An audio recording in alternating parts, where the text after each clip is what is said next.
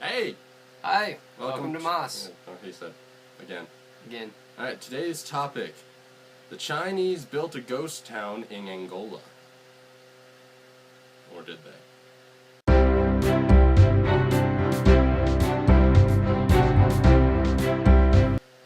It's not aliens. Yeah. Maybe. Okay, so here's the article. Okay. Alright, let me find the beginning of it.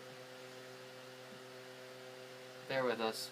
Quilamba, the name of the town, was designed to accommodate 500,000 people and include 750 eight-story apartment blocks, over 100 commercial premises, and a dozen schools. The cost is reported as US $3.5 billion, financed by a Chinese credit line and repaid by the Angolan government with oil. It is probably one of the largest construction projects in Africa. Do you want to turn that off? I have a feeling it's going to mess our sound quality up. Probably.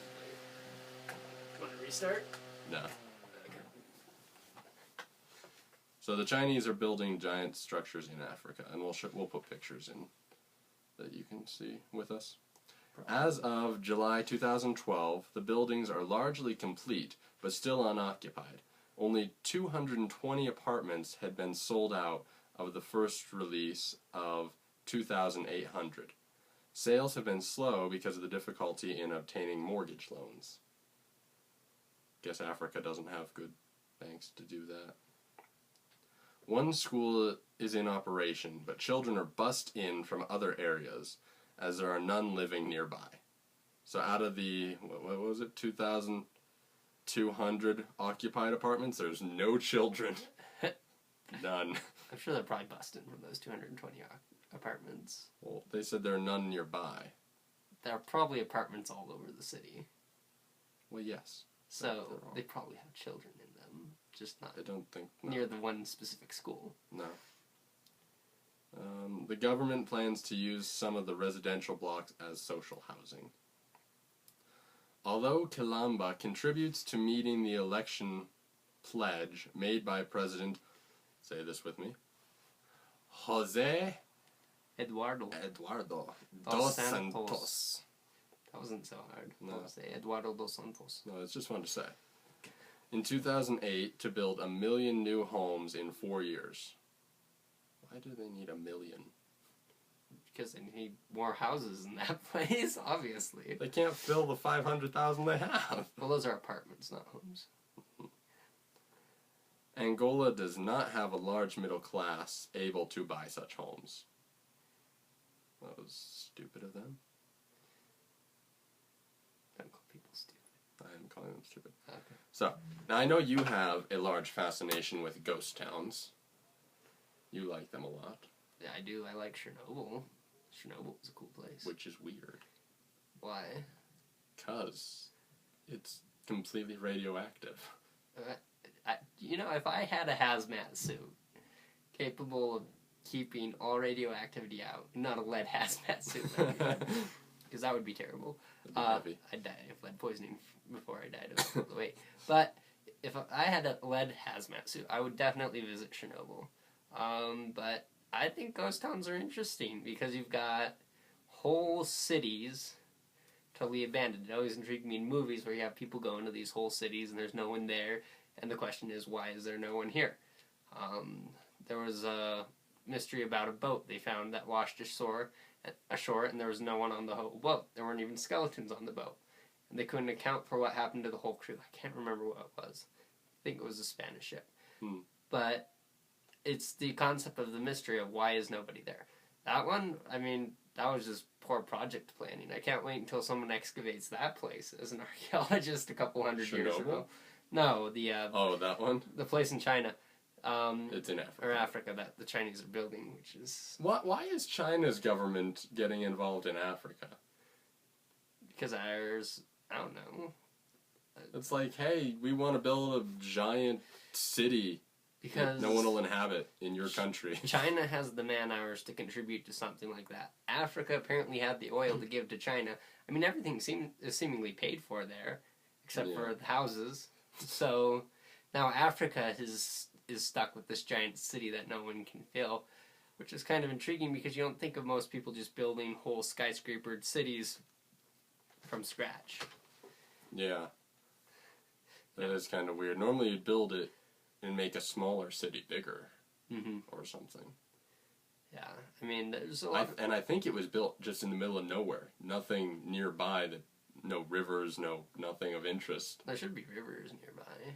I'm sure they're not too far away, but not like London was built because of the river. Oh, yeah. It was just kind of, hey, here's a nice open spot.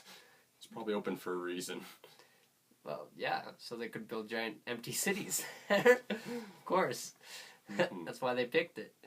No, there's a lot of cool abandoned places, though. There's the water fortresses off the coast of England that they built. Those are cool. You've seen those? I've heard of them. Yeah, those things are pretty cool. Who was it? I think either the Germans or the Russians, and you might have to spot me on this. I'm pretty sure it was the Germans, ended up building a whole city on top of a lake. What do you mean on top of a lake? Like on top of a lake, they built a city supported. So like with beams coming up from the bottom Yeah, of with the lake, beams coming up basically from the like lake. Venice. like Venice, only higher above it, Higher. and with raised highways and stuff like that on the lake. And it was a big oil processing. It was like a factory city essentially there. Do you know the name of that? I can't remember off Fact the top check. of my fact check it. No, it's true. It's really there. I can dig it up. Well, no, we'll just fact check the name. Oh, fact check. I'm not doubting. Yeah, and it was really cool. Most of the highway, I saw that. Most of the highways and stuff had collapsed by now. They abandoned it. Hardly anyone lived there. Really? Yeah. Like at its height, no one lived there. No, I think people were actually living there, working there during the war, and then after time, deterioration started hitting it up, and everyone's like, "Well, I'm not living on top of a lake." It's not exactly the most conducive place to live. Well, Venice is still around But for now. yeah, they're canals mostly though. They're not on the water. They're, Well, yeah. There's nothing under the houses. It's all water under that's them. true. They're sinking into that. Yeah. But they're sinking right now. But I think they went down 2 feet in the last 5 years. Is it going faster? It's really starting to go That's down. probably because Venice is getting bigger and so it weighs more now. But yeah, I've heard of cases where people have, they're mostly 2-story houses there, have evacuated the bottom level because it is underwater and just moved up. well, I mean, you just keep building on top of the current houses, and then as they sink down, I mean, you're already on a canal anyway. Just build new sidewalks. It'd be pretty cool. And then once again, archaeologically, a couple hundred years, you could find 30-story houses just completely submerged under the lake. Because we know that a house would survive so long being completely submerged. Well, I mean, if you keep building concrete on concrete. They're not concrete houses, they're wood houses. Oh. I'd concrete the bottom floors first, which would probably And the expedite the sinking of your house. But Hopefully.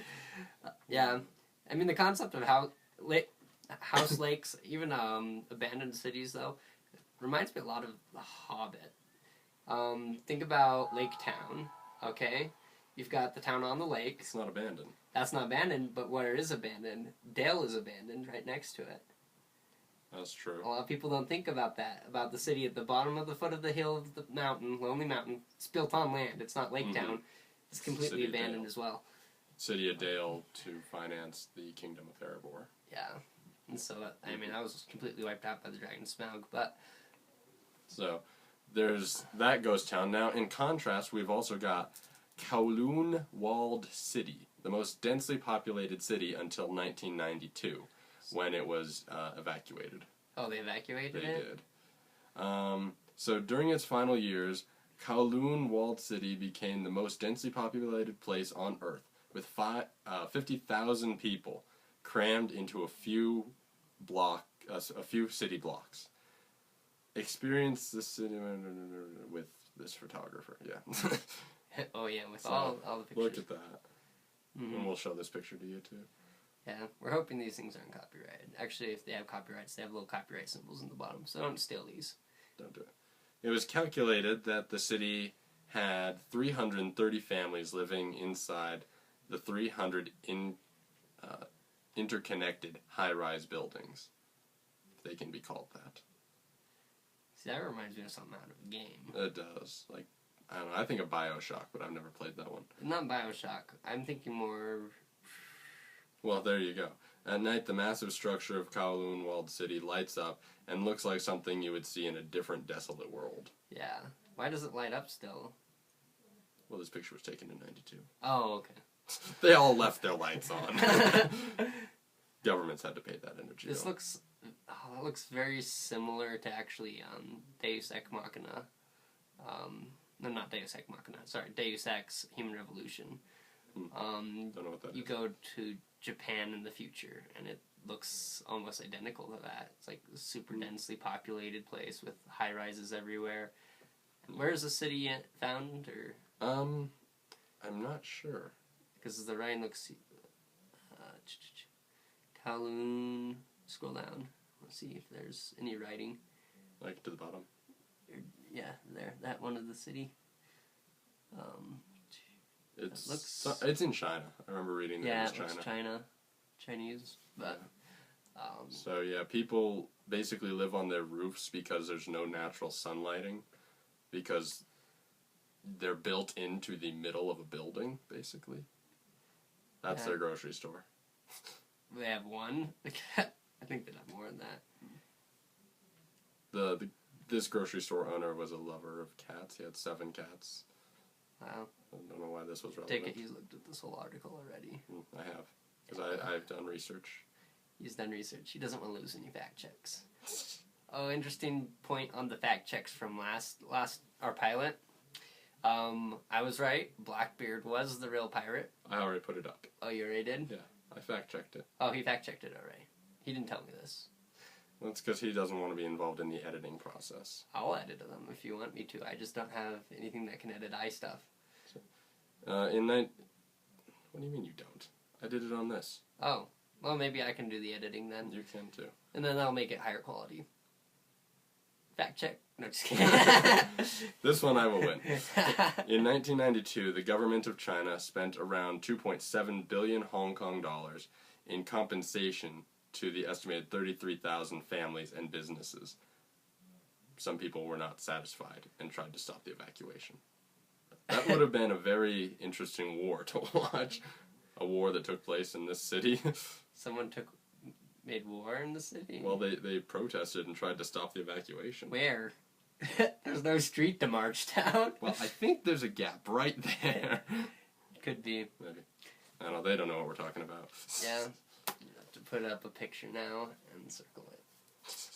That's your fault. That's hard to do. I imagine. So, ghost towns and the opposite of ghost towns. Come up with a name for what the opposite of a ghost town would be.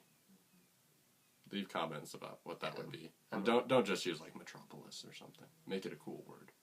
Oh, are they making their own new word? Yeah, make your own word that sounds awesome. Yeah, like I don't know, anthropologist. That's already a Well, word. I'm thinking anthro is the word for man, though. This has got to be like a word. Anthrodensicus. And that's like mixing Greek and Latin there. I know. Do it. Go ahead. Mix your languages. We don't mind. If it makes it more awesome, do it. Do something that sounds cool, though. Okay. I guess that's it for today. I guess that is. See you. We'll probably make another one tomorrow. Okay. Well, we'll see you later. Bye. Bye.